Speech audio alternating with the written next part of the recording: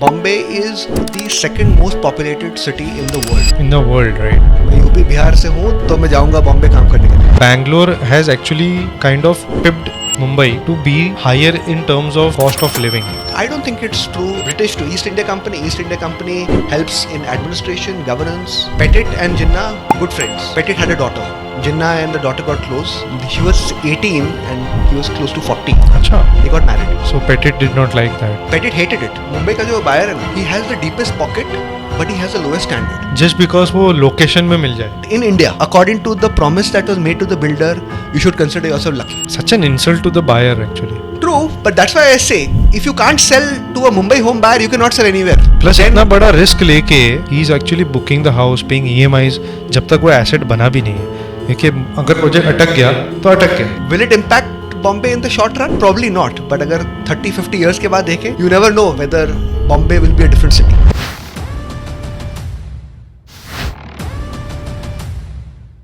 नमस्ते विशाल जी, नमस्ते सात्विक. आपका स्वागत है फिर से आणविक शिकी पॉडकास्ट पे.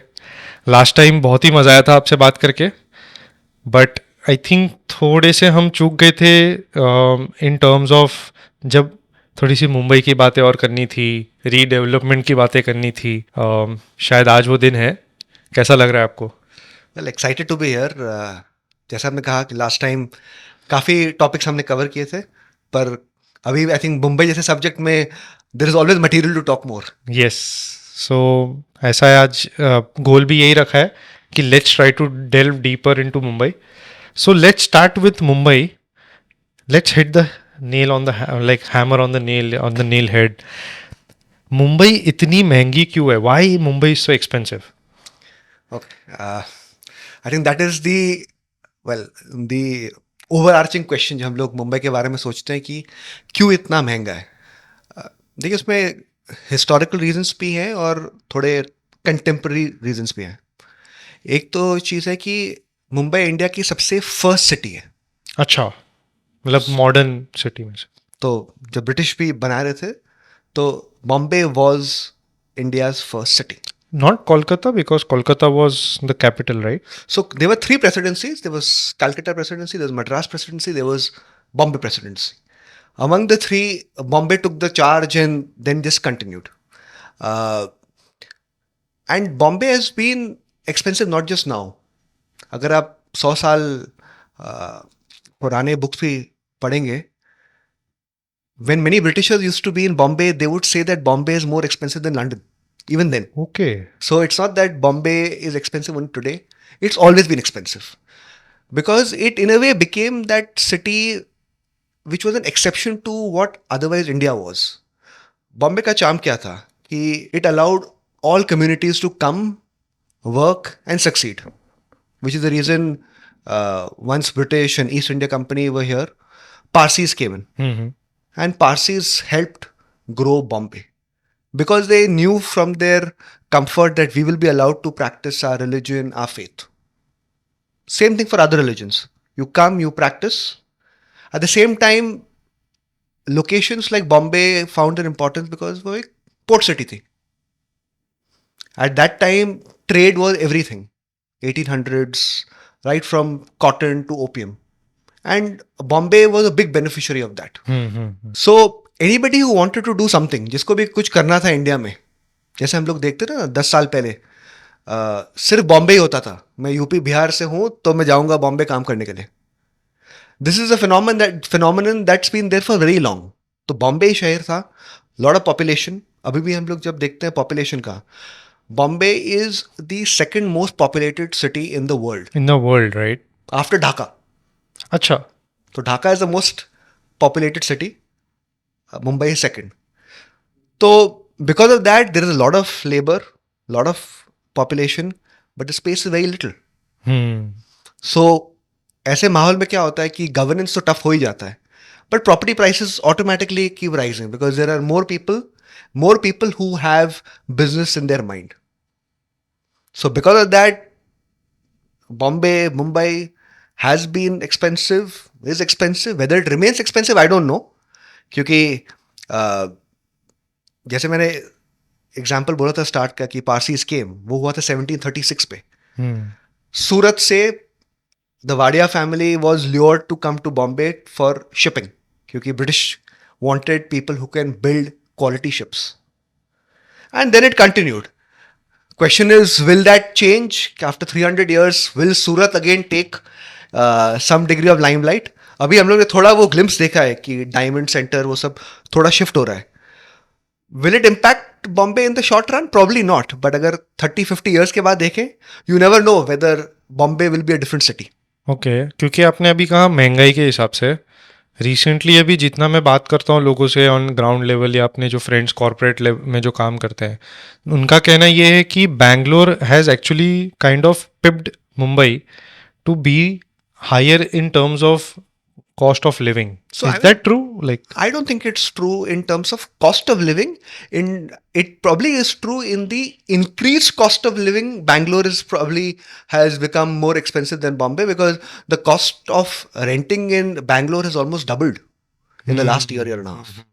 So not in absolute terms, but relative terms में मैं फिर बैंगलोर में था 3 months back और वहाँ पे तो कंसेंसस चीज़ है कि पहले बॉम्बे का rent Bangalore would be about 35 to 40%. Same size same location dynamic with in the city. अभी वो 35-40% has become 60%.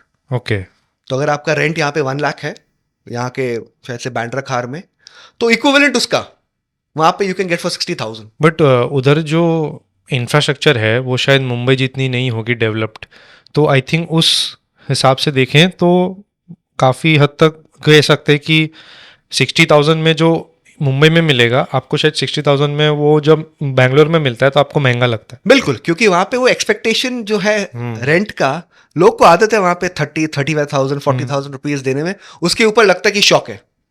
और एक भी चीज़ है ना पूरे इंडिया में जब लोग देखते हैं कि बॉम्बे वाले लोग इतना रेंट देते हैं उनको लगता है बॉम्बे वाले लोग पागल हैं. बट मुंबई का तो लास्ट 1.5 years में तो मुंबई का भी आई थिंक 30 to 40% रेंट ऊपर ही गया है बिकॉज इतने रीडेवलपमेंट्स हो रहे हैं. बिल्कुल बिल्कुल. सो मुंबई का rents are up like 35-40%. Gurgaon maybe is up 55-60%. Okay Bangalore is up 100%. वाह तो there is a big rental move that's happened. वो काफ़ी होता है ये मार्केट साइकिल्स में. मुंबई का जैसे आपने हाईलाइट किया रीडेवलपमेंट ड्रिवन है. अभी सप्लाई कम हो गया है. अगर पहले 100 बिल्डिंग्स थे उसमें से अभी 100 में से अभी 70 हो गए. और पहले जो अगर 100 टेनेंट्स थे अभी वो 120 हो गए क्योंकि जो पहले ओनर्स थे वो भी टेनेंट्स हो गए रीडेवलपमेंट के कारण. तो ये एक शॉर्ट टर्म फिनोमिनन है पर ये शॉर्ट टर्म में काफ़ी लोगों को थोड़ा वो नर्वसनेस आ गया है रेंटल मार्केट में. क्योंकि एक बार जब प्राइस ऊपर जाता है तो बहुत सेल्डम इट कम्स डाउन. तो एक बार जब वो जैसे ठीक है एक बार टमाटर के प्राइस 100 रुपये हो गए किलो तो किसी ने अपने खाने के प्राइस बढ़ा दिए. बहुत कम बार ही आप देखोगे कि उसने प्राइस कम भी कर दिया हो. वो अलग बात है tomato is not a right example in this context क्योंकि वो बहुत फटाफट ऊपर नीचे हो जाता है जैसे अभी रिसेंटली हुआ था तो वो वापस 25 रुपये 20 रुपये पे आ भी गया. नहीं तो I think it's very interesting point कि इंडिया जैसे मार्केट पे एक बार जब प्रॉपर्टी प्राइस ऊपर जाता है तो वो बहुत डिफिकल्टी के बाद नीचे आता है क्योंकि हमारा ये साइकोलॉजी है कि मैं अगर प्राइस बढ़ भी नहीं रहा और अगर प्राइस नीचे है मैं बेचूंगा नहीं. मैं रुकूंगा 5 साल 7 साल 8 साल 10 साल और जब प्राइस बढ़ेगा तब मैं बेचूंगा. तो आई हैव दैट सेटिस्फैक्शन कि मैंने लॉस नहीं I have not sold at a loss. But when you look at it financially you are making a loss. Inflation तो जा ही रहा है ऊपर क्योंकि अगर वो पैसा अगर मैं कहीं और डिप्लॉय करता I would be making money. पर थोड़ा वो साइकोलॉजी है कि I will not sell at a loss. Stocks के लिए वी आर ओके कि 100 का अगर 80 हुआ ना मैं निकल जाऊंगा. और यही एक कारण है जिसकी वजह से बिल्डर्स भी काफ़ी बार कंफ्यूज हो जाते हैं कि हम लोग बेचे कैसे क्योंकि रेट था पहले 1 करोड़ अभी 1 करोड़ पे बायर आ नहीं रहा. ठीक है पर वो पब्लिक में बोल नहीं सकते कि अभी रेट 90 लाख हो गया क्योंकि अगर वो उनके माइंड में लग रहा है कि अगर मैंने बोल दिया अभी रेट 90 लाख हो गया है तो पहले के जो कस्टमर हैं वो लोग बोलेंगे कि यार बॉस तूने मेरे को 1 करोड़ पे बेचा. But markets have changed. तो बिल्डर्स का वो काफ़ी डायलेमा होता है कि हम लोग बेचे कैसे जब मार्केट स्लो है क्योंकि हम लोग एडवर्टाइज नहीं कर सकते कि रेट गिर गया है. इसके लिए हम लोग करते हैं कि एक गोल्ड कॉइन दे देंगे वॉशिंग मशीन दे देंगे फ्री इंटीरियर्स दे देंगे एक दुबई में ट्रिप दे देंगे सब कुछ डिस्काउंट होगा पर बोलेंगे नहीं कि प्राइस काटा है. और ऑनेस्टली बताऊं तो मुंबई के जो बायर्स हैं वो बिल्कुल भी एंटाइस नहीं होते ये सब चीज़ों से, उनको बिल्कुल भी कोई लालच नहीं है। आप जो मेरे को दे रहे हो ना ये फ्री ट्रिप, आप उसी का मेरे को डिस्काउंट दे देना, वो ऐसा बोल के बात करते हैं। तो वो ऐसा लगता है यार कोई लेवरेज ही नहीं बन पाता है सेलिंग में। So as we were on the Mumbai के हिस्ट्री साइड पे, so let's try to dig deeper. Mumbai की शुरुआत कैसे हुई थी? मुंबई ब्रिटिशर्स के पास तो था नहीं, तो इधर की स्टोरी क्या है? देखिए, ब्रिटिशर्स से पहले तो many communities have ruled or handled Mumbai or Bombay. I'll start with just before British, the Portuguese. They were there from the 1500s, 1500 से लेके 1660 तक करीबन उनका ये टेन्योर था, ठीक है। उन्होंने ज़्यादा कुछ किया नहीं बॉम्बे में। वहाँ पे एक मैंडेट क्या होता था कि colonies are distributed to people, ठीक है। और वो कॉलोनी में आप जो भी करेंगे आपको एक लीज देना पड़ता है, जो आप दे देते हैं वो जैसे अपने लैंडलॉर्ड को। Just this time the landlord is not an individual, it's a state, ठीक है। क्योंकि the country also can not take care of every piece of land ना। तो बस मैंने ये तेरे को 5 एकड़ दिए, आप जो भी करना है इसमें कर दो, मुझे उसमें इतना रेंट चाहिए, ठीक है। तो उनका प्रायोरिटी ज़्यादा ट्रेड नहीं था, उनकी प्रायोरिटी थी रिलीजन, अच्छा, क्रिश्चियनिटी। तो उसके वजह से उन्होंने बहुत हार्ड लाइन अप्रोच लिया बॉम्बे में कि लोग को ल्योर करते हुए कि क्रिश्चियनिटी फॉलो करो, क्रिश्चियनिटी फॉलो करो। इसके लिए उन्होंने कभी ज़्यादा यहाँ पे सपोर्ट देखा नहीं। अच्छा, व्हाट वाज द रीजन? क्योंकि गोवा तो they were doing very well, I think. They were doing well in Goa, in Bombay. Anything when you try to thrust down religion down a person's throat, कि you follow this or this is the right religion, then people tend to get hesitant. क्योंकि गोवा में तो थोड़ा खून खराबा कर लिया था, मुंबई में शायद नहीं कर पाए होंगे। खून खराबा तो हर जगह पे होता है। Okay. उस टाइम पे right wrong I not get it to that, but at that stage your key priority for changing things is violence. They tried it. Abhi bhi we see some symbols of old violence that are there in Bombay, but they tried to do it till they reach the stage ki governance of this place is not something we want to do. अच्छा, So what do? They have, जैसे मैं एक landlord को पैसा देता हूँ, उन्होंने सोचा कि मुझे भी किसी को पकड़ना है ये गवर्न करने के लिए, तो वो गए ब्रिटिश के पास। अच्छा, मैंडेट सिंपल था, let's get married. Portuguese and British said we have to get married. अभी मैरिज में डाउरी इज देयर। अच्छा, so it's not an Indian concept. No, it's there Indian concept also, but it's not only an Indian concept. अच्छा, तो बाहर भी था। बाहर भी था। अभी हम लोग को लगता है ना कि सिर्फ इंडिया में ही हाँ. है, ये बहुत bad practice, and it is a bad practice. But that time के लिए दे सेड डाउरी में क्या दे। सोचा बॉम्बे चिपका दो, कुछ वैसे भी वैल्यू है नहीं, दे दो, ठीक है। ब्रिटिश को भी पता था कि बॉम्बे की कुछ वैल्यू नहीं है, ओके, तो उन्होंने बोला कि अरे बॉस ये काफी नहीं होगा, और भी चाहिए हमको कुछ। अच्छा, तो उन्होंने और लोकेशंस दिए, टैंजियर्स, मोरक्को, ठीक है। अच्छा, तब जाके बात बनी। Then in 1662 the marriage happened, Bombay was given and British took control of Bombay. When they came over here, they realized it was a very bad deal. क्योंकि बॉम्बे में कुछ था ही नहीं। Okay, So what do? They say it's not worth our time to handle it. So we will go and give it to somebody else. Outsource कर दिया governance. वो outsourcing agency जो उन्होंने हैंड ओवर की, उसका नाम था east India company. Okay, but तभी तो ईस्ट इंडिया कंपनी ही थी ना, ब्रिटिश डायरेक्टली तो था ही नहीं ना इधर। क्राउन वाज देयर, नो, हाँ, the king was there. So one was that the king only handles it. Oh, so basically you're saying कि even before the British Raj, Bombay was under British, directly under the crown, and फिर then they gave it over to East India Company. Okay, Exactly. that is something interesting. क्योंकि शादी तो royal families के बीच में हुई थी, हाँ, the Portuguese royalty and the British royalty. So the assets went to the British royalty. ये स्टोरी बिल्कुल नहीं पता थी कि जहाँ पे बिफोर ब्रिटिश राज, क्योंकि ब्रिटिश राज के पहले East India Company took over India and then that crown took over, पर ये उल्टा है। जी बिल्कुल, यहाँ पे क्राउन पहले से ही था, मतलब Bombay was never won over by East India company, ये उल्टा था। That is a very interesting point. बिल्कुल। So British got it, they outsource it to the East India company at a annual rent of 10 pounds per year. Oh wow. अभी हम लोग को वो कम लगता है, पर उस टाइम के लिए काफी ज्यादा था. एंड उस टाइम जैसे बॉम्बे था, इसकी कुछ वैल्यू नहीं थी. फिशिंग विलेज था, मार्शी एरिया थी, कुछ वैल्यू वैसे नहीं था. उसके बाद when East India Company comes, then things start changing. We for first 100 years things go normal, nothing major. उसके बाद थिंग्स स्टार्ट टू अनरावल. वो what is unravelling here? Bombay जो अभी हम लोग देखते हैं, it's a product of reclamation. It's actually 7 island city ना. 7 islands they were, and small 7 islands.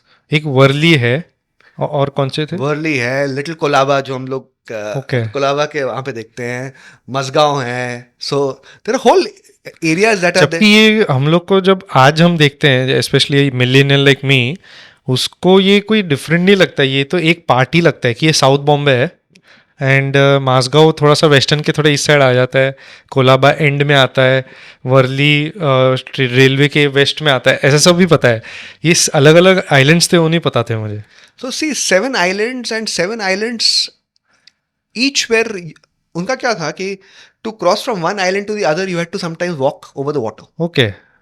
तो ऐसे जब हम लोग देखते हैं ना कि अभी हम लोग माहिम से बैंड्रा जाते हैं, अभी तो रोड से हो जाता है. हाँ. उस टाइम पे during most parts of the year you could cross over by walking along the water. अच्छा.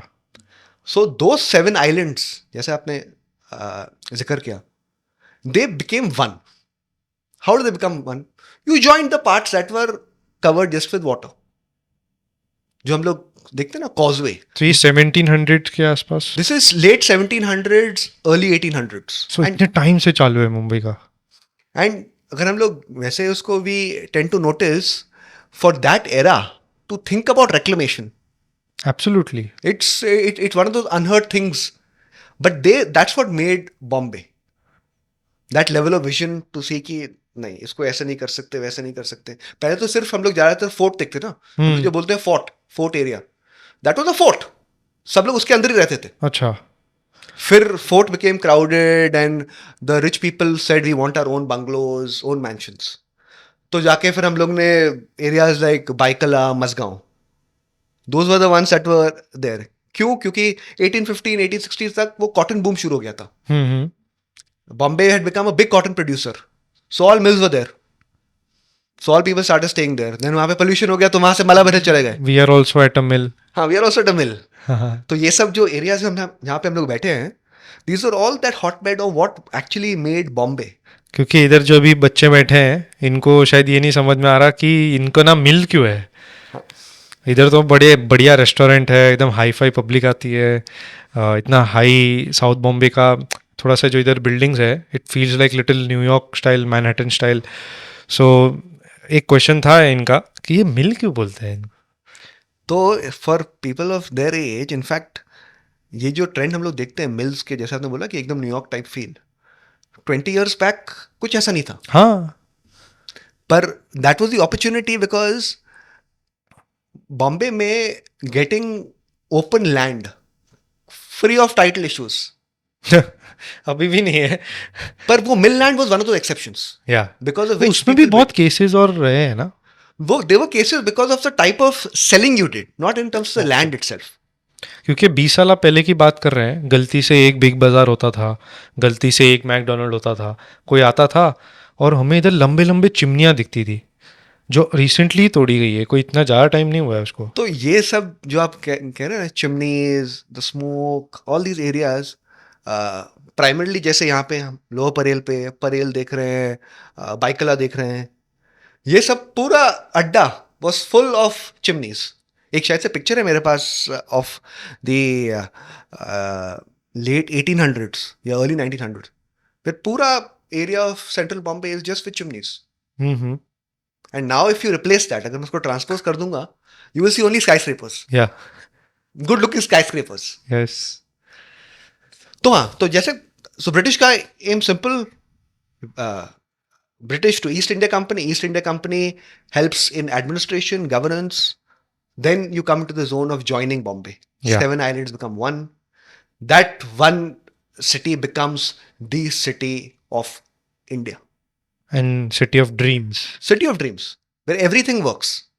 You see, right from your cotton to entertainment, even 1930s is the era when we see movie theaters. Raj Kapoor and all. जैसे movie theatre हम लोग देखते हैं ना, New Empire, Metro.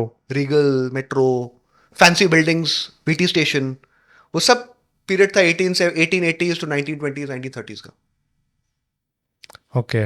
सो इसके बाद अब मुंबई के अंदर बेसिकली आपने कहा कि पारसीज आए. सो ये पारसीज का डोमिनेशन, बिकॉज अगर आज देखें, आज भी शायद गोदरेज और ये सब लोग 40% या 60% लैंड आज पूरी पारसीज ही है इंडिया मुंबई के अंदर. ये डोमिनेशन हुआ कैसे?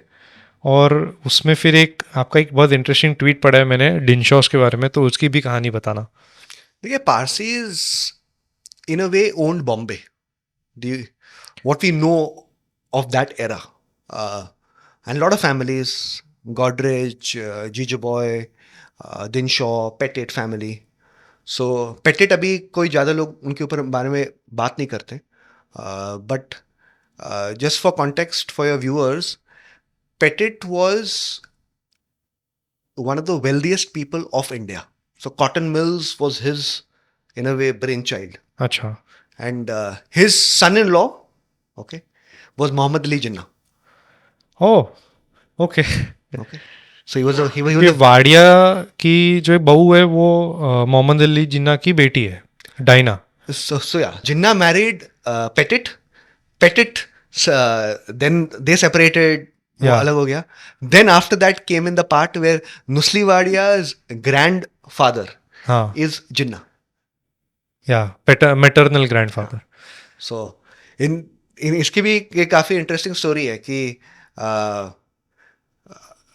Pettit and Jinnah good friends. ठीक है. Pettit wealthy man, Jinnah brilliant lawyer. Hmm. Pettit had a daughter. Jinnah and the daughter got close, and when he was 18 and he was close to 40, अच्छा. they got married. So petit did not like that. Pettit hated it. Okay. So they almost excommunicated her from the community. She got out. She passed away at a very young age of 29. Oh. She died very early in depression because Jinnah was very occupied with his politics and bigger mission, etc. So yeah, and they own a lot of land. Even today, in Nepean Sea Road, there's a building called as Pettit Hall okay. on that land facing the sea. Okay, so Pettit, Dinshaw, Wadia, all of them. शेपुर पलंजी मिस्त्रीज. Mistries. मिस्त्रीज या. So most of them own land. So and उस time पे ना, जैसे हम लोग square feet की बात करते हैं अभी, उस टाइम लोग स्क्वायर मीटर्स की बात नहीं करते थे. हेक्टर्स और acres. Hectares and acres. And there are a lot of people whose only mandate was they would take land from the British, they would govern that land, and they would pay rent to the British. Okay. And British का rule was very clear. You have to transform the area. Okay. ये हम लोगों ने आपको दिया 10 साल के लिए, जो करना है वहाँ पे. You can grow A, B, C, D. You cannot trade between one island to the other. क्योंकि उस टाइम बॉम्बे was split ना. तो इट्स नॉट दैट कि अगर मेरा आइलैंड पवाई में है, I can go and do trade with Colaba easily. जैसे अभी हम लोग कंट्रीज के बारे में करते हैं ना कि from India to UK, that time it was as separate as that. Wow. So they got the land and they owned hundreds and thousands of acres. So the big families that even today own land among the Parsis, the Pettit family, okay, the Jijaboy family. वो जीजू भाई is I think Thakur जो Kandivali east का है, बिल्कुल. But अभी वो ठाकुर के पास आ गया है. So उसमें वो काफी कॉम्प्लिकेटेड स्टोरी है. समवन ने बहुत अच्छी, किसी ने सेवा अच्छी की ठाकुर में से, वो जीजू भाई जो वुमेन थी, ऐसा कुछ स्टोरी है. Will come to that, but या please continue. So Pettit, Godreges, big amount of land. So cumulatively, if I just look at it, I think they will be owning close to 5,000 acres of land in Bombay today. Wow. Problem is, most of the land is encroached. हाँ, वो तो अभी slums and everything. Godrej, besides Godrej, no other Parsi family has been able to protect their land from encroachment. And Godrej बहुत बड़ा land own करता है. I think 40% या ऐसा कुछ लैंड उनका ही है. नहीं नहीं 40% तो नहीं, but in terms of sizing almost like 3,000 acres ऑफ land in Vikhroli area. Oh wow. तो उनका जो डेवलपेबल एरिया है, just for context for your viewers and you, is that it's close to 750 acres, which is 3 times the size of Hira and Nani Powai, Wow. what they own in Vikhroli. Of course, in that also there is internal issues between the Godrej family, so it's not that one person Yeah. owns everything. But that is the scale we are talking about. Yeah, but it at least adds to their wealth, their richness. In case if they have to sell their land, Bombay का तो अभी मोटा मोटी if you look at it, 1 acre is 40 crores. Yeah, roughly. So if you own well 100 acres, 1,000 acres, that sort of amount, that आप it's 5,000 acres की बात कर रहे हो, इधर कोई 5,000 स्क्वायर फीट भी ओन करता है तो वो आई थिंक 5, 6, 7 BH के बड़े बड़े रूम्स वाले, और कम से कम 35-40 करोड़ का तो मेरे ख्याल से सिर्फ फ्लैट बनेगा अगर एक प्रीमियम लोकेलिटी में या प्रीमियम बिल्डिंग में हो. तो आप तो एकड़ के 40 एकड़ बोल रहे हो, तो वो तो सस्ता लग रहा है मुझे. no, but on that land you have to build and Yeah. so that is just the value of that land. उसके Of the ऊपर land. extra करना पड़ता है, प्रीमियम देना पड़ता है, वो सब. तो but yeah, all the Parsi guys get the land, but they got the land because उनके लिए, जैसे अभी हम लोग बात करते हैं ना दिल्ली NCR के लोग के बारे में, दिल्ली NCR में जैसे पैसा मिलता है डालो जमीन में. उस टाइम वैसे भी ज्यादा इन्वेस्टमेंट एवेन्यूज नहीं थे. हाँ. So the main investment Avenue became land. But land was not very valuable तभी. It wasn't. That's why you made money in things like cotton, opium, and that money you used and put it in land. मतलब जो आप पैसा यहाँ पे बनाते हो, then you guard it over here by buying land. Okay. Of course, I'm sure they did not forecast that land will become so valuable in Bombay. Yeah. क्योंकि the cities also changed a lot. जब वो लोग देख रहे थे, कम लोग थे. जैसे एग्जाम्पल मैं आपको बोलता हूँ, पवाई एरिया जो हम लोग देखते हैं, it was owned by a person called as Framji Kowasji Banaji. ठीक है. Okay. He owned thousands acres of land, okay, in करीबन 1830s, 1840s, okay. He had a full agricultural orchard, all sort of fancy agricultural products, everything he did. When he took over that land of hundreds and thousands acres of land, the population of Powai was less than 100. Wow, 100. They were less than 100 people. 100 तो कुछ भी नहीं. So अभी हम लोग को लगता है कि अरे इतनी बड़ी एरिया है, पर उस टाइम पे it was just land. To be patient and have vision कि ये जी आगे जाके कुछ बड़ी चीज़ बन जाएगी, also require some kind of सद्बुद्धि. वरना आज हमारे पास कुछ अच्छी चीज़ होती है, जैसे बहुत लोग के पास आउटस्कर्ट्स पे लैंड है मुंबई के, आज उनकी वैल्यू कुछ भी नहीं है, तो लोगों को लगता है अरे कब टाइम आएगा, भरोसा नहीं है. बट जब वो आएगा टाइम, तो वो इतने रिचेस देके जाएगा कि बिल्कुल. अभी I just think of it, अगर वो that land of course then got sold to multiple entities, but imagine that sort of land, if it was still to be held, it would be worth over 1 lakh crore. आप तो बड़े बड़े चीज़ों की बात कर रहे हैं. अगर आप हम सिर्फ वो देखें, आज मीरा रोड में आप कुछ भी डिसेंट घर खरीदने जाओ 80 लाख के नीचे नहीं मिलेगा, और जो भी डिसेंट लोढ़ा का घर या जेपी इंफ्रा का घर जाओगे एटलीस्ट 1.25 के 2 BHK हो गए, 1.25 CR के. यही 95 या 2000 में आपको 7 to 12 lakhs में घर मिल जाते थे 1 BHK 2 BHK. उनके ही 10x हो गए हैं आज. वो उसको देख के रोते हैं लोग. आप ये जो लाखों करोड़ों की बात कर रहे हो तो वो तो अनइमेजिनेबल है. बिल्कुल. बट हाँ, उसके लिए पेशेंस चाहिए. पेशेंस, या क्योंकि आपको माइंडसेट देखना है कि I will not gain, but maybe my kids will gain, और my grandkids will gain, और maybe beyond them also. और उसमें भी आपके डिस्प्यूट्स ना हो, भाग्य थोड़ा साथ देना चाहिए. हाँ, बिल्कुल. वो सब का problem, that is a bigger complication in real estate. या जैसे आपने वी वर स्पीकिंग अबाउट दिनशॉज. या दिनशॉज इज एग्जैक्टली द एग्जांपल जो आप बोल रहे हैं. He had everything. Top lawyer in the helping many companies, from the Tatas to the Scindia family. Everything that somebody could want, he was there. And he had a lot of land. Okay? His only problem was he died too early. Okay. And because he died, just to give an illustration about his wealth, he's a man who owned 12.5% stake in Tata Sons at that time, 100 years back. Okay. wow. He died. His kid sold the stake within 12 months. That stake today would be valued at 1 lakh crore.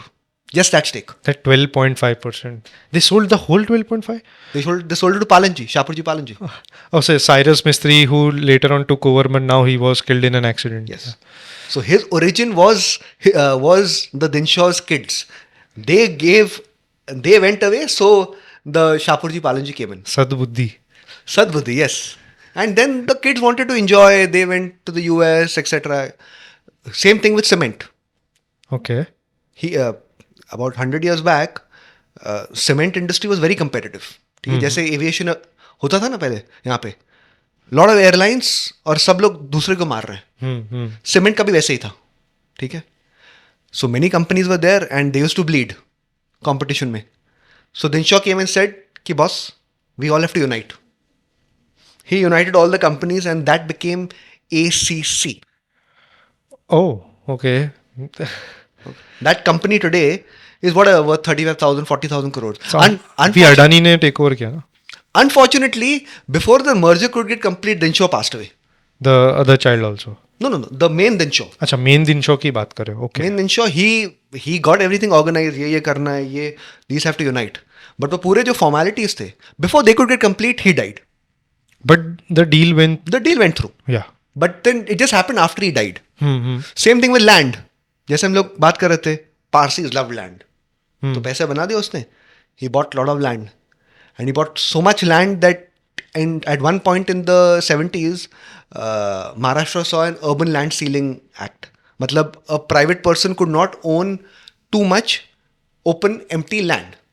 Okay. एक तो उन्होंने- special law लाया उनके लिए. So that land की वजह से they took over some of these wealthy landlords का land. The idea was to do many things with it, but long story short, that land that they took, eventually it got encroached and then the government gave the land back to them. Okay. Okay. So that land of his, okay, today I think maybe close to 700 acres. Okay. So Malad Belt, यहाँ पे you know that area well.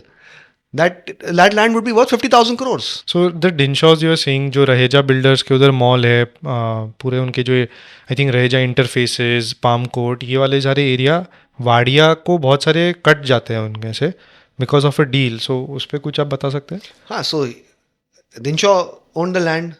He passed away. हाँ. His kids passed away. हाँ. तो अभी जमीन का क्या करें? They appointed Nusli Wadia, the Bombay dying chairman, हाँ. to be the administrator of that land. So he controls that land. Okay, To date. till date. So he just is an administrator control. He does not own the land. He does not own the land. So what did he do? He did a deal with the Rahejas. This is quite some time back. Ki every sale pay a certain amount comes to me.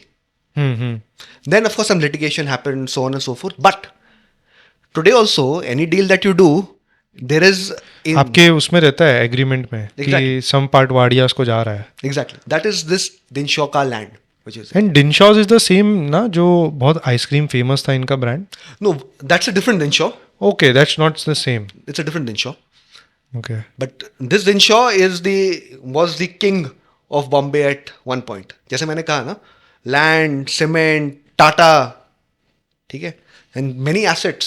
जो हम लोग buildings देखते हैं, Scindia family.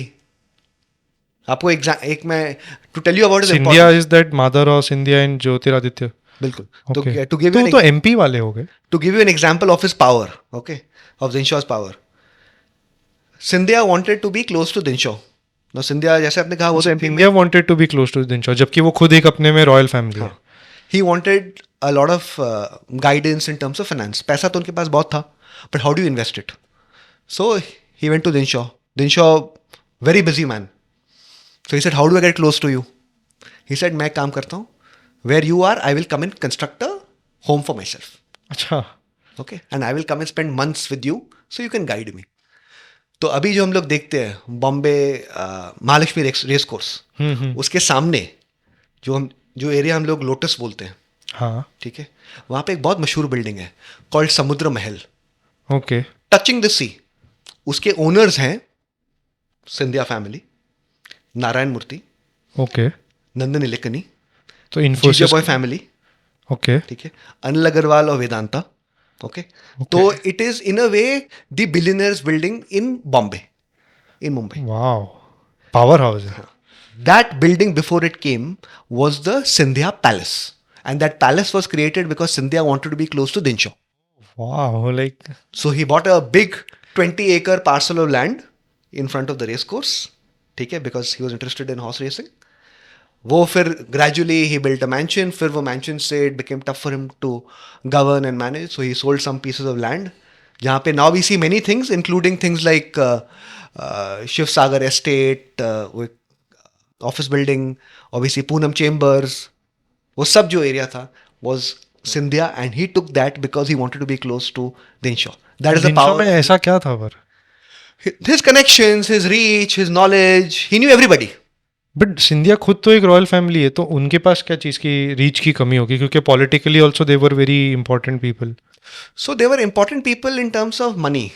But many things in a certain stage in Bombay, if you had to know where to invest, how to invest. अभी वो you needed the right connections, right people, right instruments, and importantly trust. अभी भी जब हम लोग देखते हैं ना पारसी से, why do people buy houses? हमको इनहेरेंट लगता है कि पारसी है तो चोर नहीं है बिल्डर. क्योंकि ओरिजिनल ओनर्स ही है वो. हाँ, दे ओरिजिनल ओनर्स.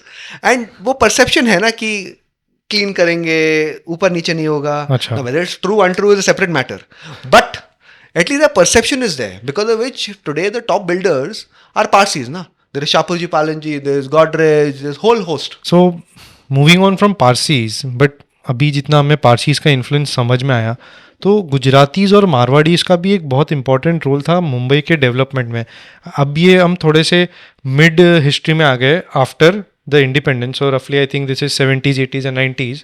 तो हमें आई नो हर्षद मेहता सबसे पहले नाम आता है दिमाग में, बट अंबानी भी है, अडानी भी है, और जो बाद में हमें सुनने नहीं मिलते, बट आई थिंक पिरामल्स बोल लो, जो बोल लो, इतने बड़े बड़े ब्रांड्स हैं जो गुजरातीज़ है. आई थिंक जब मैं वंदे भारत से आ रहा था रिसेंटली, तो 5-5.5 घंटे की जर्नी में लास्ट के 1 घंटे में ही मैं महाराष्ट्र में एंटर किया टूवर्ड्स मुंबई. उसके पहले तक मैं सिर्फ गुजरात में था. So Mumbai is very close to Gujarat. या सो ये इनका क्या रोल रहा, मतलब महाराष्ट्र, ये Gujaratis and Marwaris? So, Bombay का one lesser known trait, we talk about Britishers and Parsis, but there was Bombay Presidency, which includes Bombay, but it includes also what were parts of Gujarat. Gujarat and Maharashtra, Yes. they were one state. Yes. And then that split happened because they wanted their own identity, etc., etc. क्योंकि सब language के basis पे division होने लग गए थे. So at that time, so of course, we had seen that that zone was one. Then after that, a big part of the Gujarati community had become fully comfortable in Bombay. Yeah. And they in a way controlled a lot of finances. They were the merchant class. Big groups were there. Ambanis are of course the most famous one. ठीक है? Because that transition that happened.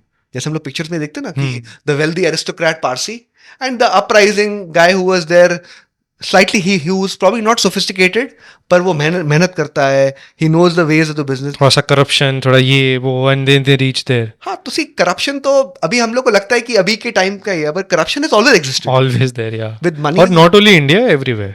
Everywhere. हम लोग one of the lesser known things about Parsi wealth is that many of them made their money from opium, ना? Yeah. OPM वाला एक question रह गया, उस पर कुछ बता सकते हैं? हाँ, तो opium was simple. That time British wanted to export things to China. They used to import a lot of tea. Okay.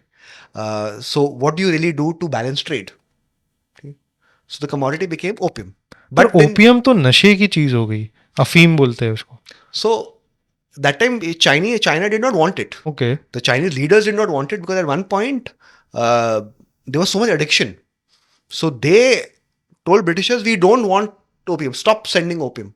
So British said, we are not sending it. Traders are doing it. Or wo through the back door used to support. Okay. There was a war fought for this particular reason. What they call opium wars. Okay. Okay. Because China said, we don't want opium.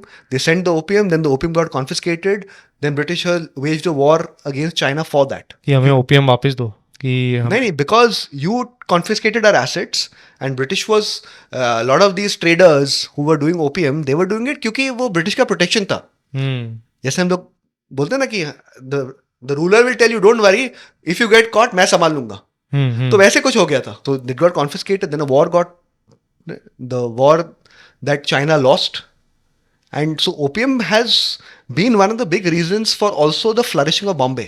So cotton, while we are saying, is opium money is the one that created this class of people which was very wealthy. So basically अगर देखा जाए मुंबई के last 20-25 साल ही ऐसे थे जिसमें कोई don या ओपियम या कुछ करप्शन या कुछ काला धंधा टाइप्स नहा रहा हो, क्योंकि उसके पहले like 90s and 80s was don का एरा जहाँ पे गुंडागर्दी, don, D gang, underworld.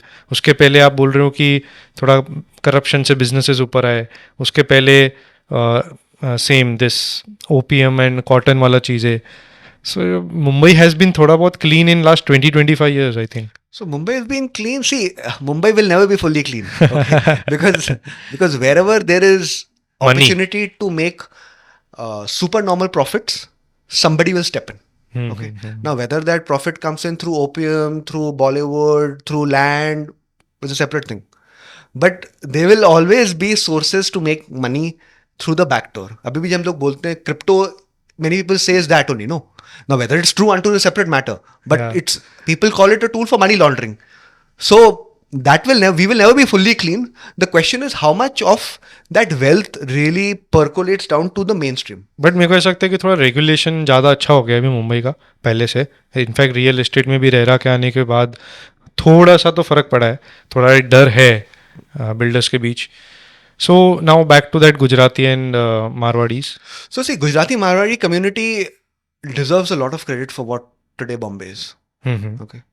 Parsi we spoke about, and Parsi so they got it to a level, but उसको एक और ऊपर लेके जाने में that's where you are saying. So see, after a certain stage now, when somebody becomes wealthy, usko he likes to do things on his own terms. हाँ. They don't like to get their hands dirty. So Parsis were that community where after they made the wealth, after getting their hands dirty in the that first zone of 1800s, उसके बाद लग जाता है ना कि अभी तो मैं लोग मुझे बोलते हैं सर, बैरोनेट, तो मुझे अपना स्टेटस भी देखना है. So I can not do things that many others can do. And why do you do that dirty work to have wealth? जब वेल्थ आ गई अब क्या करना है? अब साथ क्या 10 जनरेशन कमा खाएगी. Exactly. So they don't want to get their hands dirty. Then who gets their hands dirty? A new emerging class that is willing to push the limits. या That became the Gujarati Marwadi community. थोड़े बहुत सिंधी भी अब बोल सकते हैं. Sindhi also. So newer businesses, newer avenues, pushing the envelope, trying out new things which may be technically not be considered legal. Okay. Okay. But which are within a framework that you think it's doable. So we have seen an entire circle, right from Portuguese to East India Company to the British Crown to the Parsis under the British Crown, and then after independence, a whole host of newer changes. So abhi I think we are at that zone where there's no community that is dominating. Each one is existing. They've found their balance. Rich are maybe getting richer because the problem with things like a property market is if you own property, there are enough people who are there to support you because nobody wants property prices to fall. Because the full ecosystem ऐसा बैठा हुआ है कि अगर वो नीचे जाएगा ना तो बहुत लोगों को नीचे लेके जाएगा. So people like to protect. जैसे China is one of those cases कि market has become so unaffordable, but yet nobody wants to hit prices down low. मैं आपको एक interesting story बता देता हूँ. China में you cannot cut prices by more than 25%. If you cut rates by more than 25%, the government comes and fines you. Okay. तो माल जा नहीं रहा, तो what do I do? Most people will say rate काट दो. But you can't cut rates too much. Because if you cut rates, then the Chinese authorities come and tell you, no, you're spoiling the market. Because 80% of the Chinese household net worth is in property. But China के अंदर जो भी real estate का crisis आ रहा है, उनकी जो बड़ी बड़ी कंपनियां बैंकरप्ट हो रही है, लाइक 500 बिलियन या ऐसे कुछ डिफॉल्ट हो रहा है. 500 billion, not million. So China का 30% of the GDP is real estate. जैसे आपने you gave the example ना, चाइना का one company Evergrande. एवरग्रांड. हाँ. Debt of $300 billion. Okay. Creating projects across China. Ghost towns. Ghost towns. And what do you do in the case when but why were they making, where were they getting the funds जब कोई रहने ही नहीं आ रहा है? So, China में like Bombay, like Mumbai, a lot of that demand became investment driven. वहाँ पे जैसे हमारे यहाँ पे थोड़ा equity culture है, वहाँ पे चाइना में we don't have that थोड़ा equity culture. So चाइना और दिल्ली एनसीआर में काफी similarities है. ठीक है. अच्छा, They both love land. Okay, ठीक है. जैसे पैसा आता है जमीन में डालो. ठीक है. Because of which the price is artificially inflated. ठीक है. And everybody works on that कि अ ग्रेटर फूल थियोरी जैसे बोलते हैं ना कि somebody else will be there to buy at higher price, I have to wait. अभी ये ऐसा हुआ नहीं बिकॉज चाइना डिसाइडेड themselves कि बॉस ये ज्यादा हो रहा है. So what do? You can't borrow only now. If you can't borrow what do then you get stuck. हाँ, and that's why we see stalled projects जैसे अगेन Delhi NCR type stalled projects. China has equal 5 times more the number of stall projects. Of course, their size of the industry is 20 times bigger than India. या But huge number of stall projects, ghost towns. ठीक है?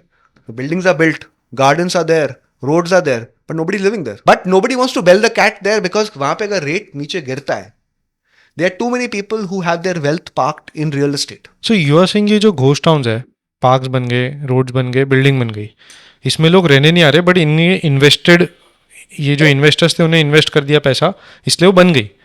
पर ये India में अभी हो सकता है बिकॉज अब मुंबई ने एक रीडेवलपमेंट का फीवर देखा है और ये बढ़ते ही जाएगा क्योंकि मैक्सिमम बिल्डिंग्स 30 इयर्स प्लस में आ रही है, डिलैपिडेट हो रही है. I think 80% of Mumbai soon will be under redevelopment in stages. और जब रीडेवलपमेंट होता है, अब 4 माले की बिल्डिंग, 3 माले की बिल्डिंग बनेगी 15-20 माले की building with that higher kind of FSI, क्योंकि पहले की एफएसआई यूज नहीं की गई है, प्लस जो अभी डिसेंट एफएसआई है उसके भी मल्टीपल्स बढ़ चुके हैं. सो कहाँ देख रहे हैं आप कि हमारे यहाँ पे भी ऐसे कुछ घोस्ट टाउन्स हो सकते हैं, not in Mumbai but eventually धीरे धीरे. घोस्ट टाउन्स एक्चुअली इंडिया में काफी हैं, हमें बस पता नहीं है. ओह, So there are many cities जहाँ पे in the outskirts if you go ना, buildings have been made. बहुत कम लोग रह रहे हैं. ठीक है. Of course, I'm not saying it's to a degree of China, but people are bought for investment. Very few people are staying, और वो धीरे धीरे सड़ जाती हैं. So the solution is that एक फेज आ गया था यहाँ पे, people said I want to build my own city. Builders had this ambition. मुझे I want to build a full city myself. जैसे गुड़गांव में DLF ने किया ना. But besides DLF, there are not too many people who can create a whole new city. That requires skill, patience, money, resources, everything. Most people take the easier approach, which is building a city within a city. Mumbai शहर है, I will not create another Mumbai. But within Mumbai, I will create maybe a Oberoi Garden City या Hiranmani Gardens या जो भी है. So that was the exuberance of a certain period where many people started. जैसे JP. That Delhi NCR built was that ना कि lot of land, Amrapali, JP, जो भी है. And you take on too much debt and then you can't fulfill it. Abhi in this redevelopment phase in Mumbai, it's I think one of those phases where we'll not see for a long time. Too much redevelopment in too small a period of time. So करीबन 4,000 buildings are being redeveloped today as we speak in Mumbai. वाह, अभी और ये बढ़ते ही जाएंगे. हाँ, for some time it will probably rise more. Now what do you do in that phase? The immediate consequence we know, pollution. या that's why हमारा जो एयर क्वालिटी इंडेक्स है वो इसलिए खराब हो रहा है. So that is one cause. What is the other thing in that? Rental market going up that we spoke about earlier. क्योंकि पहले का जो ओनर था अभी वो टेनेंट हो गया क्योंकि बिल्डिंग ही रही नहीं है. अब तो वापस पहले एटलीस्ट टेंजिबल एसेट था, वापस इनटेंजिबल हो गया. Third thing is what happens to demand and supply. क्योंकि ऑलरेडी बहुत ज़्यादा सप्लाई है मार्केट में, प्लस रीडेवलपमेंट के बाद और बढ़ जाएगी सप्लाई. जी बिल्कुल. सो रियल एस्टेट काफी बार फोमो के ऊपर चलता है. हाँ, यू आर मिसिंग आउट. लोग को लगता है कि I can not miss this bus. ठीक है. Question is that what stage of the bus do you get on to. Are you getting on the bus जैसे वो बस स्टॉप से निकल रही है या वो अगले बस स्टॉप पे उतरने वाली है. ठीक है. If you get in somewhere at the starting phase you are pretty much secure. ठीक है. अगर आप एंडिंग में आ रहे हो प्रॉब्लम है. सो अभी क्या हो गया है कि I think redevelopment many builders who had left the business, they entered, but they entered probably a bit too late. But because they have entered late na, they don't want to waste time. So they are taking too many projects in a very short period of time. You'll be surprised that there are many builders who have done 2 to 3 projects in the last 10 years, but are today doing 5 to 7 projects simultaneously. या Many. Many people. So what do you do in that? In fact वो एक ही locality पकड़ लेते हैं, जैसे कोई एक नगर पकड़ लेंगे, उसी में ही उनकी 3-4 बिल्डिंग्स रहेगी. And probably that's the right way to do it. Okay, क्यों? एक लोकल ब्रांड हो गए. एक लोकल ब्रांड है कि, और अगर कोई यहाँ पे मेरे साइट पे आया ना, घबरा मत, तेरे को तो मैं छोड़ूंगा नहीं. यहाँ पे नहीं पसंद है, यहाँ पे ले ले, यहाँ पे ले ले, यहाँ पे ले ले. तो उसका माइंडसेट है कि मैं मारुति की तरह बन जाऊंगा. अगर आपको हैचबैक चाहिए ना तो ठीक है, ऑल्टो भी है, वैगनआर भी है, एस्टेलो भी है, स्विफ्ट भी है, सब है. I have everything for you. वो नहीं चाहिए तो प्रीमियम में बलेनो है, वो नहीं चाहिए तो ब्रेजा है, उसके ऊपर विटारा है, तो सब रेंज है मेरे पास. सब है. क्वेश्चन डिफरेंस क्या है कि Maruti does not depend on the customers amount to build the car.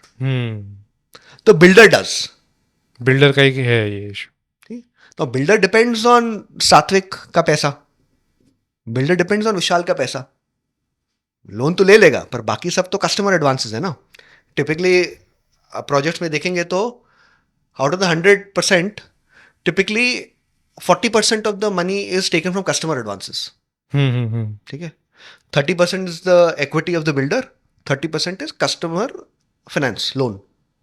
तो 40% is what he needs from Satvik and Vishal. In this phase अभी 4,000 बिल्डिंग है. How many will get completed, how many will get built, how many will find buyers. इसमें there are 2 types of demand. One is the demand of the new buyer. हाँ जी. सात्विक को घर चाहिए, but सात्विक हैज मेनी ऑप्शंस. तो अगर पहले सात्विक 2 महीना लगाने वाला था घर लेने के लिए, अभी वो 2 महीना हो जाएगा 6 महीने. एग्जैक्टली. क्योंकि उसको पता है बहुत सप्लाई है, बहुत से प्रोजेक्ट्स है, let it come to a stage then I will get in. वो जो 4 महीने है ना, that can put a builder to bankruptcy. या एब्सोल्युटली. क्योंकि instead of getting money in February, now he is getting money in the month of July. क्योंकि अभी आप जो पहले एक दौर था, बहुत हाई क्लास लॉन्चेस करते थे लोग, अभी भी वो ऐसे दिखाते कि हाई क्लास लॉन्च है, बट पहले almost half the project use to get sold out within the first week. अभी मेरे ख्याल से 20% भी हो गया या 25% भी सोल्ड आउट हो जाता है. It's called a success. और मेरे ख्याल से 10% ही आजकल सेल ऑफ होता है on average. So it depends on what sort of project, what sort of location and all. But yeah, अभी तो 30% if you do, it's a success. Yeah. और and see, अभी nobody likes to say that their launch is a failure. या no one will say. So जैसे IPO में करते हैं ना कि we release only how much we think will get subscribed. तो they also measure कि channel partners से, brokers से कि बॉस कितना बिकेगा. तो वो ऐसे कर देते हैं and according to that they launch. हाँ, एक विंग ही लॉन्च करेंगे. एक विंग, और एक विंग पे फर्स्ट 15 फ्लोर्स, उसके ऊपर देखते हैं हम लोग. So each. और आजकल साइजेस क्या हो गए घरों के. 330 कारपेट में they are giving 1 BHK, 1.5 BHK, 330 square feet, nothing. So 330, actually there is a 2 BHK and 330 square feet also. क्या बात कर रहे हो. A project called Uptown Celeste in Worli, which is selling a 2-bedroom for 330 square feet. How are they fitting 2 BHK? So that is that's a good question. But see, there is no. क्योंकि 100 या 90 square feet का एक room होगा तो 180 square feet तो 2 BHK में चले गए. फिर आप बाथरूम समझ लो 25 स्क्वायर फीट, तो आपके 230 स्क्वायर फीट इधर हो गए. फिर आपका किचन बचेगा. किचन कितना छोटा बनाओगे और हॉल कितना छोटा बनाओगे, बचा क्या. पैसेजेस भी होंगे, बाप रे. तो हाँ, तो 100 स्क्वायर फीट में आपको किचन, पैसेजेस एंड हॉल. तो देखिए मुश्किल चीज है. Just the way you are saying it, I agree with you, that मुश्किल चीज है. But again I think Mumbai का जो बायर है ना, हाँ, you will not find a Mumbai type buyer anywhere in the world. क्योंकि he has the deepest pocket, but he has the lowest standard. Okay, he is willing to accept anything and everything. Just because वो location में मिल जाए. Location भी क्या, location कुछ. क्योंकि जो वर्ली वाला बंदा है, अगर वो 330 का भी इधर अफोर्ड कर सकता है तो प्रॉब्ली वो 500-600 अफोर्ड कर लेगा कांदीवली मलाड में. तो फिर वो उधर क्यों नहीं जाता. क्योंकि हायर स्टैंडर्ड ऑफ क्वालिटी मिल जाएगी उसको. देखिए higher standard of quality it's very subjective, because in many locations even though you stay in a bigger house, when you come out of the house lifestyle is pathetic. या so people are willing to say कि boss I want to just be in that particular zone. क्यों, मेरा office पास में, ठीक है. So people are willing to be flexible this is just ये 330 वाला जो एग्जाम्पल हम लोग बोल रहे हैं, again whether it succeeds fails I don't know, okay, क्योंकि पहले भी प्रोजेक्ट्स आए हैं 2 bedroom called Chembur central, where the 2 bedroom was 290 square feet. What? वो बेड अंदर चले जाता था वॉल के, वो सब. तो Bombay has seen all of that, okay, but और उसको स्मार्ट होम कहते हैं. उसको स्मार्ट होम बोलते हैं. मतलब जिस अगर छोटे होम को मतलब लोग स्मार्ट होम बोलते हैं, मतलब किसी को बाहर को इंसल्ट तो करना नहीं है बाय सेइंग कि अरे बॉस तू क्या घर में रह रहा है, तो we are calling it smart home, millennial homes, cosy homes, जो भी चिपकाना है. But again see the thing is, I keep going back to this thought that if you can't sell to a Mumbai home buyer, you cannot sell to any other buyer in the world. That's a very interesting observation. क्योंकि Mumbai buyer will adjust to everything.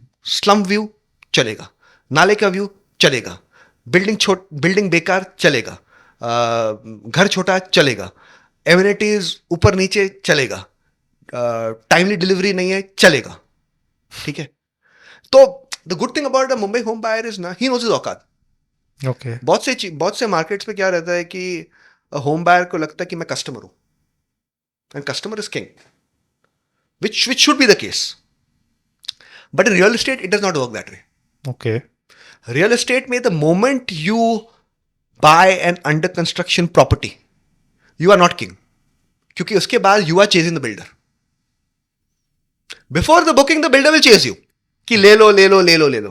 एक बार आपने लिया, हाँ, register कर दिया, then you are trapped. पहले salesman बोलेगा sir ये ले लो, बेस्ट से बेस्ट करा रहा हूँ, और एक बार आपने बुकिंग कर ली, सर ये तो होता ही है, आपको मालूम नहीं है क्या, क्यों आप पीछे पड़ गए हो, क्यों सर खा रहे हो. तो वही प्रॉब्लम है. So the question comes up, should a builder be allowed to sell an under construction home या building या project? See, if you want उस पे I think there are 2 parts to it. If you ask me personally, don't allow anybody to sell under construction. Yeah. Why should you sell under construction? In this, nobody is the gainer actually. हाँ. ठीक है. इस पे losers कौन है? Buyer, मैंने घर लिया, आपने मुझे ब्रोशर में एक चीज दिखाया और इवेंचुअली अगर कंप्लीट किया तो उसका 80% भी दिया तो विन है. 80% is a very strong record. हाँ. In India, if you get 40% of what you promised, it's an achievement. अच्छा. Okay. And I think that buyers also know that. क्योंकि वो एनिमेशन में तो बहुत अच्छे फसाड्स बनाते हैं वो लोग, और देते कुछ एकदम ही मामूली सा है. हाँ, क्योंकि जब एनिमेशन एक बार जब खत्म हो जाता है, बिल्डिंग मिलती है, फिर लोग देखते हैं अरे ये तो लीकेज है, यहाँ पे ये जो फसाड था वैसे नहीं है, एम्यूनिटीज ये प्रॉमिस किया था, इतना बड़ा पूल इतना छोटा हो गया, जिम इतना फैंसी प्लान किया था, ये नहीं हुआ. तो if you gate 40% in India according to the promise that was made to the builder, you should consider yourself lucky. Wow, such an insult to the buyer actually. True, but that's why I say if you can't sell to a Mumbai home buyer, you cannot sell anywhere. Plus इतना बड़ा risk लेके he is actually booking the house, paying EMIs, जब तक वो asset बना भी नहीं है, क्योंकि अगर प्रोजेक्ट अटक गया तो अटक गया. देखिए इस पे it's that trade off between power and responsibility. ठीक है. The right builder ना जब सात्विक अंडर कंस्ट्रक्शन घर लेगा ना, he will think in his mind कि boss this guy has given me money under construction ना, I have a responsibility to make sure he is satisfied, and I will work day and day out. I'll plan everything well to ensure that he does not feel betrayed. Problem क्या है कि in an ecosystem like real estate in India ना, 90% of the players don't think of it as responsibility. They think of it as power. कि एक बार घर ले लिया ना, अभी क्या कर सकता है वो, क्या कर सकता है वो, ठीक है. स्पेशली रेरा डेट इतने 6-6 साल के ले लेंगे, प्रॉमिस करेंगे कि हम 3-3.5 साल में बना के दे देंगे, और 6 साल तक वो बेचारे को रगड़ते रहो. उसमें भी आपको 1 साल का शायद कभी कभी जैसे कोविड हुआ तो उसका एक्सटेंशन मिल गया तो वो 8 साल हो गया, कभी कभी एक इमरजेंसी एक्सटेंशन भी हो जाती है 1 साल की.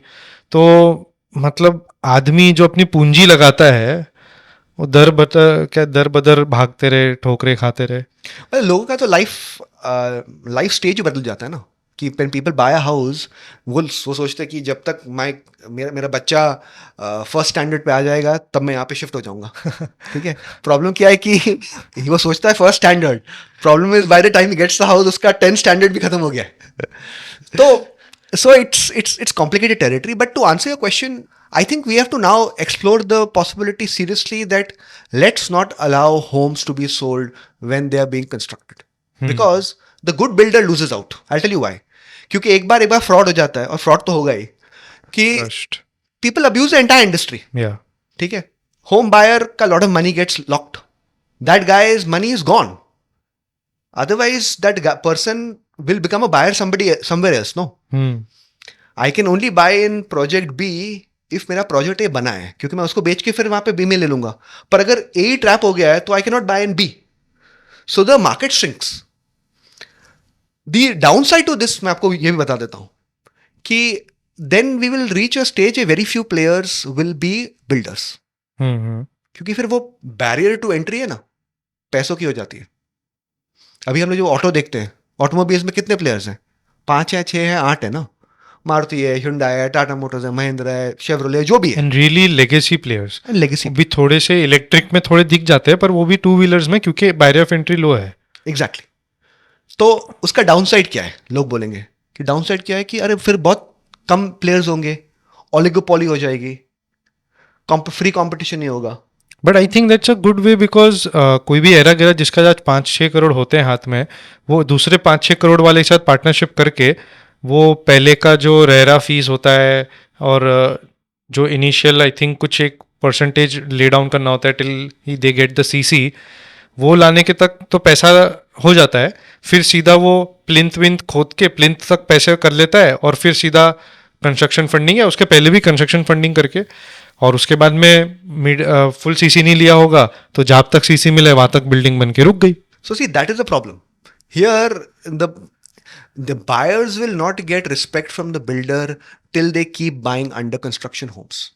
It's as simple as that. But what is the solution to the funding side of it, क्योंकि पूरा बनाना पूरा फंडिंग, क्योंकि आज कंस्ट्रक्शन फंडिंग ही आपको मिलती है लोन, उसके पहले तक की जो फीस होती है मुंबई जैसे शहर में तो बहुत ज़्यादा हाई है.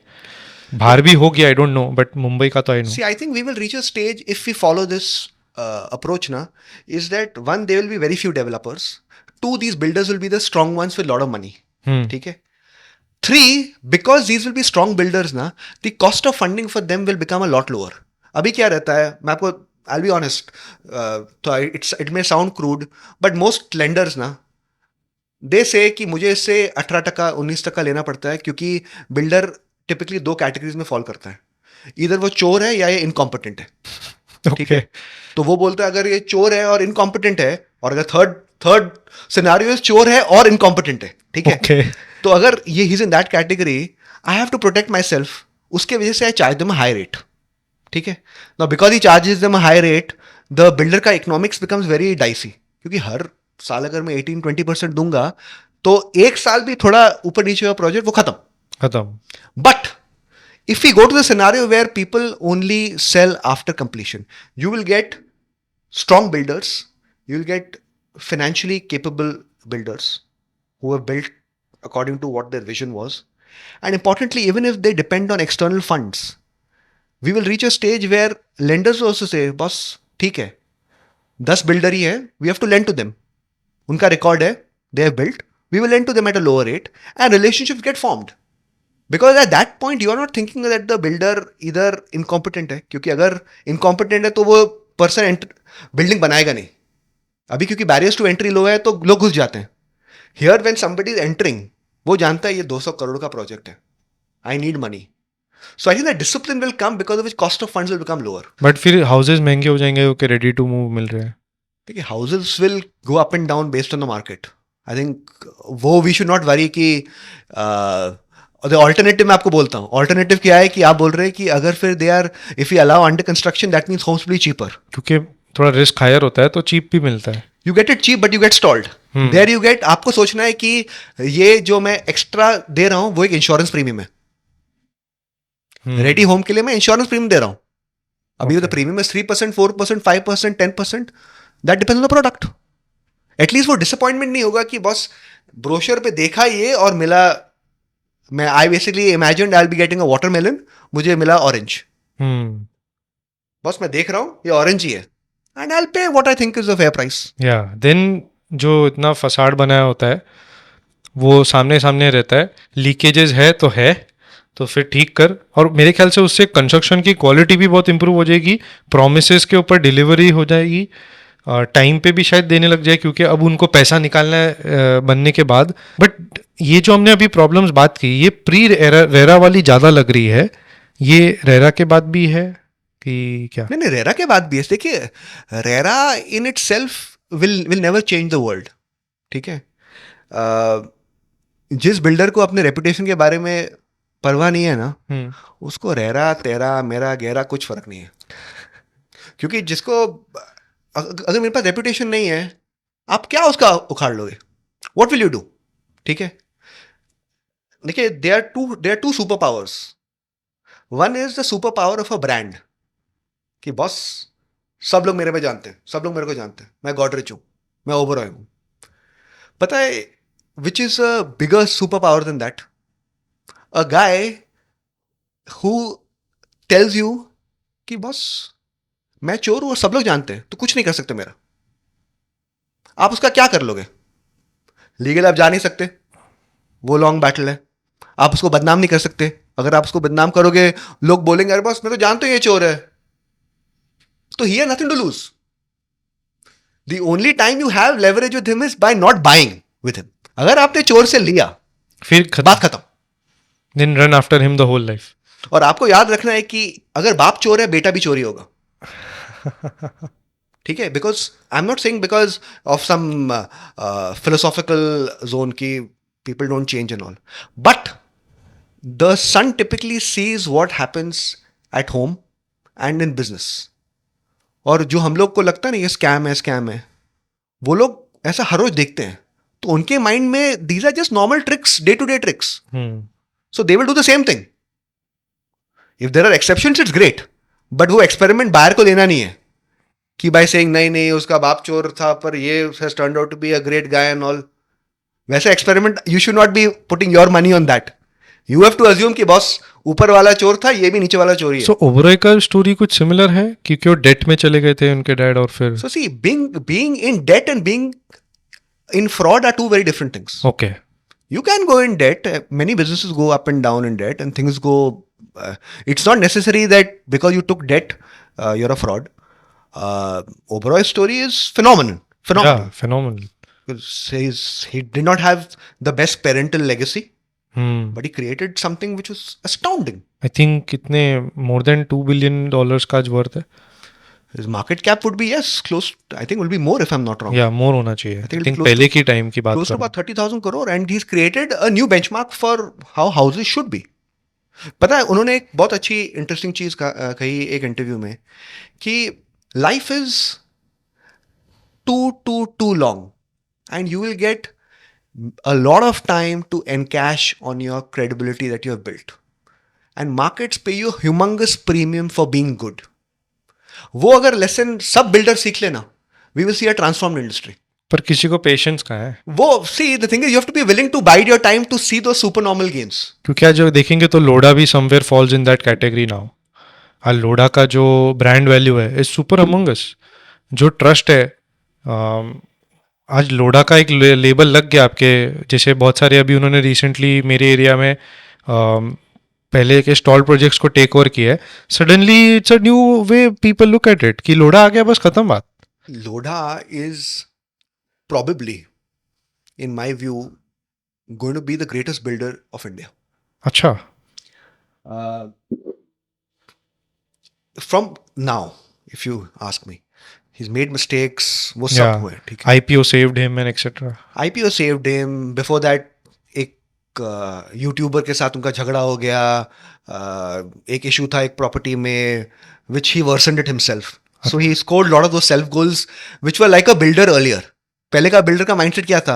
अरे कोई भी मेरे बारे में नेगेटिव बोले या लिखे, उसके एक धमकी देना है, ठीक है।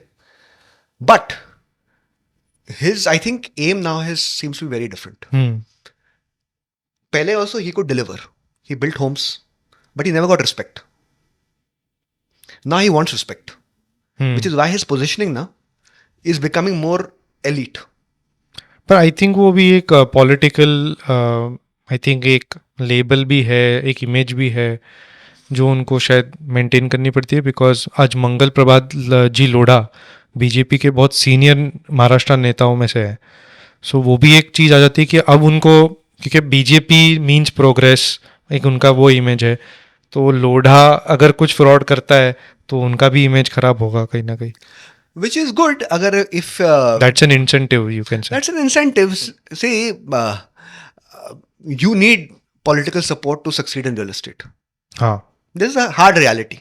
ठीक है, especially in a place like Mumbai, क्योंकि बहुत complicated है, बहुत messy है. So you need political support. The question is, once you get political support, what do you do? बहुत से चीज़ों को, बहुत से लोग हैं जो बोलते हैं कि बस मैं पॉलिटिकल सपोर्ट लेता हूँ, ये लैंड क्लियर कर देता हूँ, फिर जाके बड़े बिल्डर को जाके लैंड्स थमा देता हूँ. But it takes skill to construct so many projects, so many units in so many different locations with reasonable amount of timely delivery.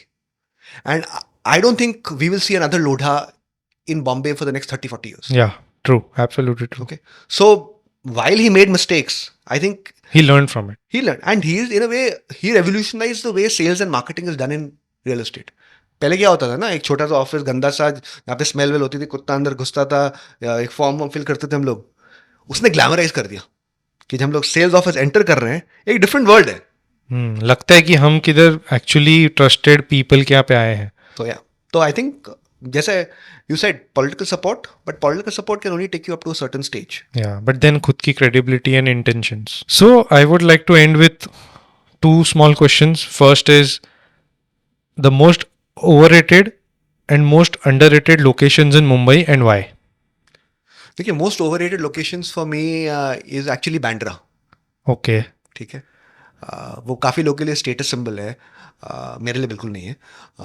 Bandra West. Bandra waste, मैं काफ़ी टाइम के लिए I stayed at Bandra actually, at Pali Hill, many years back. ऐसे roads हैं छोटे छोटे. छोटे roads हैं, बिल्डिंग्स पुरानी थी, प्लॉट्स नैरो, कोई एम्यूनिटीज़ वो सब कुछ वर्थवाइल नहीं, but rates, because of what they से इज वाइब. बैंड्रा का वाइब अलग है. ठीक है, नाउ शायद से मेरी, I become too old to value these things, it's possible, but it You're doesn't. very young. You're very young. हाँ, but maybe for Bandra I am too old, I don't know. I think we have matured in our thinking. I think India has grown out of that symbol, status symbol वाला चीज. Don't you think? I don't know whether they've grown out of it or no. Otherwise, some really terrible products in locations like Bandra Khar would not be selling at the prices that they do if that status was not there. I think वो थोड़ा status है थोड़े locations का, and Bandra is one of them. जैसे पहले मालाबार हिल का होता था. पर आज भी है ना मालाबार. 1 लाख रुपीस पर स्क्वायर फीट के आसपास बिकता है अभी भी. वो okay, so अभी you know मुंबई में there is a new phenomenon that it's not location driven as much as building driven. ठीक है, तो आप जो एग्जाम्पल दे रहे हैं ना मालाबार हिल का, वो एक प्रोजेक्ट है लोढ़ा मालाबार, 1,20,000 पर स्क्वायर फीट. उसके एकदम बाजू में आप देखेंगे ना, और पीछे में एक देखेंगे बिल्डिंग, आपको 55,000 60,000 पर स्क्वायर फीट में मिल जाएगा. तो people are valuing the building. But अगर उसके बाजू में समझो बिरला ही कर, जैसे आज बिरला सेंचुरी या बिरला जो सेंचुरी मिल्स में नयारा और ये सब उन्होंने कंस्ट्रक्ट कर लिया है, अगर ऐसा ही कोई कंपटीटर बाजू में आ जाए, क्रेडिबल कंपटीटर, तो वो भी वही प्राइस में बेचेगा. So I think again brand. One is these, ये जो रेट्स मिलते हैं ना, ऑब्सीन रेट्स, 1 लाख 1,50,000, उनकी एक यूनिक चीज होती है कि दे gain because of scarcity premium. So you have it only in may be 10 projects. ठीक है, आपको एक बैंड स्टैंड पे जैसे रुस्तम जी का अभी लॉन्च हुआ नहीं है, पर मैं गारंटी दे सकता हूँ that will sell close to 1.5 lakh rupees per square feet. Wow. क्योंकि बाजू में शाहरुख खान है. वो सब तो उन लोग को जो वहां पे खरीदता है उसको शाहरुख खान के बारे में कुछ फर्क नहीं पड़ता. Okay. ठीक है, he is a superstar in his own world. उसको शाहरुख बाजू में है, करीना बाजू में, आमिर बाजू में, कुछ नहीं है. और जो 1.5 लाख पर स्क्वायर फीट ले रहा है तो अपने आप में कोई तुरम खानी है. एग्जैक्टली. तो वो एक प्रोजेक्ट वैसे ही हो जाएगा. क्यों बैंड स्टैंड सी फेसिंग 1 एकड़ प्लॉट, ऐसा है ही नहीं बैंड स्टैंड में. मालाबार हिल पे क्या था एज लोढ़ा का. मालाबार हिल ने एक प्रोजेक्ट नया देखा ही नहीं था 15-20 साल से. तो वहां पे जो रह रहा था सब पुरानी बिल्डिंग्स थी. तो जब नया वाला आया सडनली वो भी सी फेसिंग, अभी हम लोग एक वर्ली में सी फेस में एक प्रोजेक्ट देखेंगे, वैसा ही चीज है, लेगेसी नाम है उसकी। अच्छा, वो भी सेम सी फेसिंग एक बिल्डिंग। तो these buildings gain because of their scarcity premium. To your address or to your point of overrated location, देखिए मुझे बैंड्रा पसंद नहीं है, एक क्योंकि प्लॉट्स वहाँ पे बहुत छोटे हैं, हम्म, रोड्स आर इवन नैरोअर, या फुटपाथ्स आर नॉन एग्जिस्टेंट, ठीक है। सो प्लस पार्किंग रहती है दोनों साइड पे। And there too many cafes, too commercial, ये वो। The only places in Bandra which for me are worth it is if you have that super amount of money which allows you to stay at Bandstand or Carter Road. बाकी और के लिए तो if somebody comes and pays me money also I'll not stay there. ठीक है, it's a complete mess. And Pali Hill. Pali Hill is where actually I stayed 20 years back. That time it was very Pali Hill is still that they still have that vibe or that narrative about them. हाँ, narrative they have. ठीक है. You know, Ashish Raheja said a very good example about Pali Hill. He said you have to learn to distinguish between what is a good address and a good location. Pali Hill is a great address, but it's a terrible location. या It's in the middle of nowhere. अगर ऐसा ही कोई location Malad में हो, उसको कोई देखेगा भी नहीं। उसको प्रॉब्ली कोई स्लम के पुराने टाइप के एरियाज में देखेगा, बोलेगा कि ये ना कोई एसआरए की रीडेवलप 20 साल पहले की एसआर है, ऐसे लगेगा लोगों को। बिल्कुल बिल्कुल। पर वहाँ पे 1 लाख पर स्क्वायर फीट है, वहाँ पे के रहेजा कर रहा है, प्रेस्टीज कर रहा है। तो Bandra is one location. I think एक ट्वीट देखा था मैंने आपका, Andheri West Link Road you said. तो Andheri West Link road is the Nigeria in India. Okay, ये ठीक है। Andheri West is so bad and I thank myself every week that I have never had to stay there, and hopefully I never have to stay there, because I cannot think of a location which is so badly planned, so badly delivered. I can't think of a single thing that Andheri West, that link road has for it. You can say I have cafes, restaurants, and वो हर जगह है बॉम्बे में. That is not a unique selling point. It's drainage pathetic, roads terrible, footpath, so no point in talking about it. the worst patch of link road in my experience of the whole link road, जहाँ पे इतनी premiumness है और इतनी बेकार link road है, जबकि उधर वो मेट्रो बन चुका है, सब बन चुका है, इन्फिनिटी, वो सिटी मॉल की रिवैम्प भी हो गई एक तरीके से बट वो लिंक रोड को अच्छे से नहीं किया, जबकि है there are more patches that are worse, but उसके बाजू में स्लम्स है, तो समझ में आता है कि चलो इधर एक्सपेक्टेड नहीं है, पर अंधेरी वेस्ट जैसे एरिया में ठीक है, ये link road is more a sink road. ठीक है, एकदम बेकार एरिया है, and I keep recommending people, boss. वैसे I live on link road, मतलब बट मेरा area, my area is more of the one of the, I think I called it Malad का सबसे पॉश एरिया, बिकॉज इन्फिनिटी से Inorbit के बीच में आता है मेरा एरिया। हाँ ठीक है, since you said you stay there, I'll be a bit more careful in my choice of words. I don't want to sound. I do agree with you. I don't want to sound कि सात्विक invite कर रहा है, Vishali insult करके जा रहा है. I don't want that to happen. No, but I do agree with you, because मैं अपने एरिया में I am still very happy कि हम लोगों ने मेंटेन कर रखा है। Yeah, so I think it's like what I call about Nigeria, because one of the other unique things is that there are still some pockets in Mumbai which are completely lawless when it comes to traffic. ठीक है, जब हम लोग ऐसे बात करते हैं लगता है कि बात एग्जाम्पल है Kurla, मोहम्मदली road, Byculla, and which are there, I am not saying they not, but for the property prices that are there in Andheri waste, जितनी रॉन्ग साइड ड्राइविंग मैं वहां पे देखता हूँ, इट्स अनथिंकेबल. तो any friends of mine, I keep recommending when they ask me कि विशाल, I'm thinking of renting over here or buying over there, I just tell them my sincere condolences, but if you have to buy, please go ahead. I will not recommend, but कर लो जो करना है. आई call अंधेरी लोखंड वाला, वहाँ पे जो link road से थोड़ा सा ही ऑफ लिंक रोड जो एरिया आता है, तो I call Andheri link, I know people are going to be upset अगर वो देख रहे हैं उधर के, तो I call them wannabe SoBo people. So आप उधर देखेंगे ना तो हाल चाल जो बनावट है पूरी, इसलिए आप साउथ बॉम्बे में आ गए हो, पर जैसे ही उनके साथ जैसे भी थोड़ी बात की ना, तो एकदम ऐसे हिंदी में बात करेंगे जो आपको शायद कोई मतलब लोअर एरियाज में भी एक्सपेक्टेड नहीं होगी, एंड यू लाइक अरे सिर्फ बनावटी दिख रहे हो अंदर से, पर यू विल बी सरप्राइज उधर के cost of living is so damn high. मेरे यहाँ पे जिम एवरेज होंगे 15,000 17,000. वहाँ का जिम मिनिमम 30,000 35,000 है. वो तो अभी एक जिम मालूम है कल्ट करके, जो कल्ट फिट बहुत ऑल ओवर इंडिया है. उसका क्या है कि मुंबई एरिया में आपको एक स्टैंडर्ड प्राइस मिलेगा. तो आप चाहे मलाड के हो कि लोअर परेल को, आपको अगर 25,000 पर ईयर है तो 25,000 पर ईयर है. तो उस वजह से आई थिंक एक एक्सेसिबिलिटी है. वरना डिसेंट सा बेकार सा gym still it will be like that. It astonishes मी.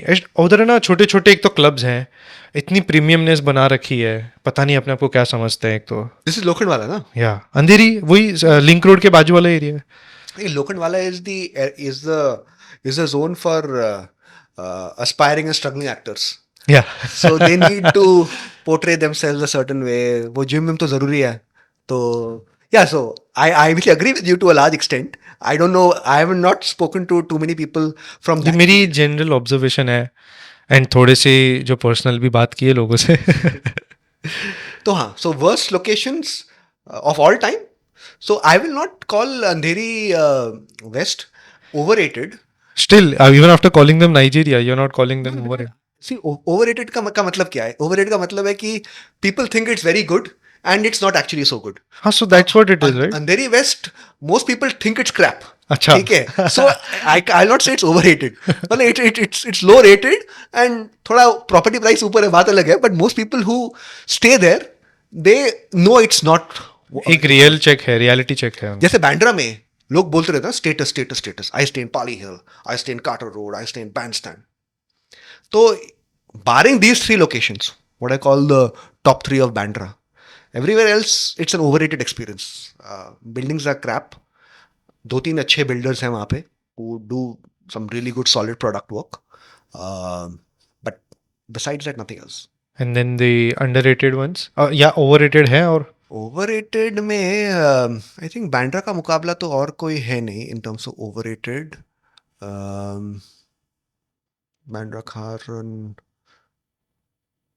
नहीं, आई थिंक वही है. I think in my view. And then बाकी अंडररेटेड में आपको क्या लगता है जो बहुत अच्छे प्रॉमिस है but people don't have a good perception of them.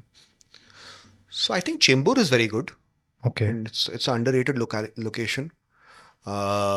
I think उसका टाइम आ जाएगा. Again, थोड़ा बैंड्रा टाइप फील है before Bandra became completely messy and chaotic. But Chembur connectivity superb, green superb. वो पहले थोड़ा था ना, उनका एक परसेप्शन था कि वहाँ पे रिफाइनरी है, डंप यार्ड है. अभी आई थिंक लोग को थोड़ा अवेयरनेस हो रहा है कि वो डंप यार्ड ऐसे नहीं है कि in the middle of Chembur Yeah. सब लोग. तो थोड़ा वो अवेयरनेस आ रहा है. तो चेंबूर का प्रॉब्लम क्या है कि कोई एक इंडिविजुअल बिल्डर नहीं है जो उसको प्रमोट कर रहा है. ओके. ठीक है. एक जो जैसे निरंजन हीरानंदानी ने पवाई को किया ना, हम्म. उन्होंने पवाई को बेचा. हम्म. ठीक है. यहाँ पे बहुत छोटे छोटे बिल्डर्स हैं जो एकदम अपने प्रोजेक्ट के बारे में देखते हैं. They are selling their own project, not the location. So I think Chembur का time will be. I think it's an underrated location. क्योंकि अभी SCLR का भी एक अच्छा कनेक्टिविटी और हाई लेवल पे लेके जा रहा है. Connectivity wise, I think Chembur is the best. Again, I stayed in Chembur also for some time. Okay. So I've but ये चेंबूर को आप क्योंकि वो वेस्टर्न साइड में नहीं आता, तो मुंबई में एक्चुअली आप क्या क्या गिनते हैं? क्योंकि ऑफिशियली तो हम लोग चर्च गेट टू दहीसर देखते हैं, फिर वेस्टर्न साइड हो गया, सेंट्रल में क्या क्या मुंबई में आता है? Mumbai is split from South Bombay. अगर आप just if you take the railway side, you go from Churchgate to Dahisar, हाँ. and the other side you do VT to Mulund. Okay. So that is Mumbai, proper Mumbai. तो आप जहाँ पे toll आ जाता है ना, हाँ. टोल के वैसे देर 2 or 3 लोकेशन है. एक तो दहीसर है, एक थाने है और एक वाशी है. हम्म. मैंने कवर ऑल बिफोर दैट वो आ जाता है. बट वाशी तो फिर भी न्यू मुंबई हो गया. हाँ, वो वाशी टोल है. I'm saying okay. Vashi toll तक. हम्म. तो so one is Chembur. And do you have any other underrated locations? I think बाकी at a location level I can't think of any. Chembur will be the one for me. बाकी most areas पे people the market figures it out. ठीक है. But promising कौन सा लग रहा है आपको अभी? मुंबई में तो जूस निकल गया. I think you have to go outside now to see where. तो मीरा रोड को आप मुंबई नहीं गिन रहे हो तो? Mira Road, nobody counts as. Yeah. मतलब you'll count it as Mumbai metropolitan region. या MMR, या MMR में तो थाने भी आ गया, फिर नवी मुंबई भी आ गया. So Mumbai city में we've covered this. The MMR has a lot of pockets. I think Thane has a bright future. In Navi Mumbai, I think we'll see areas like Panvel do well. So those are what I will say are those 10-year, 15-year moves. So अभी invest कर लो और फिर 10-15 साल में you might get a better return. Learn from the Parsis. अगर खरीदो बैठो and see it evolve. Because cities are changing very fast. पहले जो 30 साल लगता था अभी 7 साल में हो जाता है. हाँ, ये बात तो है. Especially next 3-4 years we are going to witness tremendous infrastructure overturn of Mumbai. क्योंकि अभी रिसेंटली खुल जाएगा आपका first phase of underground metro, फिर आपका ट्रांस हार्बर जो मेन मुंबई से लिंक हो जाएगा, फिर आपका धीरे धीरे जो मल्टीपल लाइंस ऑफ मेट्रो है वो खुल जाएगा, कोस्टल रोड एनेबल हो जाएगा. It's just going to be another level now. बिल्कुल बिल्कुल. I think lot of infrastructure, lot of activity and see prices should never be so high if infrastructure is good. High prices are a symptom of bad infrastructure. इसलिए वो एक कोई जगह पे concentrated है. If in case if I know that from point A to point B I can get through comfortably and in an economical manner, why should I stay in a substandard location just because it's close to my office? So good infrastructure sorts it out. Problem क्या हुआ in most Indian cities is ना, लोग real estate को सिर्फ cash cow देखते हैं. Okay. कि ये जमीन पे ये बेच दो and then make money off it, rather than thinking कि boss if I go and develop a particular area a bit further away, that area will grow, population will get more spread out, more areas will thrive. तो वैसा sort of vision is what cities need and Mumbai can handle it. No, जैसे मैंने कहा कि मुंबई का problem is for price expensive क्यों है. Second most densely populated city, 25,000 people per square kilometer. Wow. मतलब just to give you an example, the most crowded country in the world, एक छोटी सी country है, Monaco. That has 20,000 people. That's Mumbai is 25,000. That's all rich people. All rich people. So Mumbai, Dhaka, Karachi, इनका problem is that they're still stuck in that same thing. Because of that, slums come up and then it becomes a full complicated maze. Karachi has, जैसे बॉम्बे का धारा भी है, Karachi has Orangi town, okay, which is like a big slum. But slums emerge because cities are not widening. Let the city widen, more people get access to accommodation and build the infrastructure for connectivity. पर मुंबई की geography ऐसी है जो थोड़ा सा मुश्किल कर देता है, और वो नवी मुंबई को डेवलप स्टार्टिंग में होने नहीं दिया लॉबी ने, पर अब शायद टाइम आ चुका है. हाँ, Navi Mumbai was one of the greatest missed opportunities. But I think अभी टाइम आ चुका है. आई थिंक अभी कैचअप हो जाएगा, मुझे ऐसा लगता है. अभी वक्त आ गया है, मे बी आफ्टर, मतलब प्लान किया था 1970s में, तो अभी 50 years हो गए हैं, तो better late than never. So with that I would like to end this conversation. Mumbai के बारे में जितना आज मालूम पड़ा, कुछ चीज़ें तो एब्सोल्युटली माइंड ब्लोइंग थी, एंड आपके ओपिनियंस कुछ चीज़ों पे बहुत मज़ा आया सुन के. विद दैट हमने आज आपको दूसरी बार बुलाया है, मन करता है कि वापस बुलाते रहे. So hopefully we are able to do that. On that note, thank you so much. Thank you, Satvik, and all the best for your channel. And second time, more topics we've covered. Yeah. And yeah, hopefully it's educational for your viewers. Yeah, and hopefully entertainment, because that drives people. Yeah. Indeed. So with that, thank you so much. Thank you for watching.